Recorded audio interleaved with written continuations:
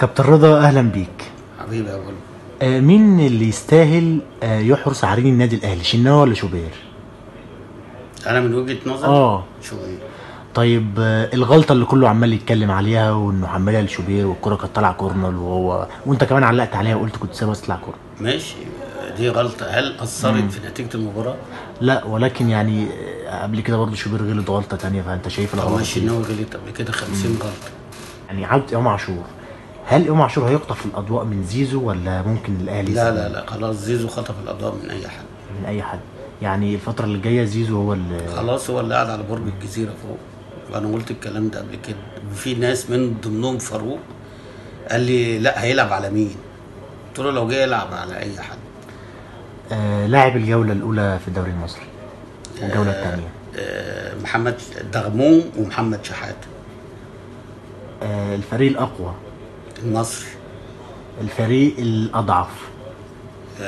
الفرق اللي ما عندهاش ولا بونت زي الاتحاد. اللي عندها بونت.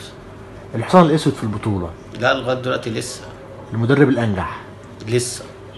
كل ده لسه. كل ده لسه. طبعا. انما هي انت بتتكلم على واقع الفرق الاضعف اللي هي ما خدتش بونت، او اللي في الماتشين خدوا بونت.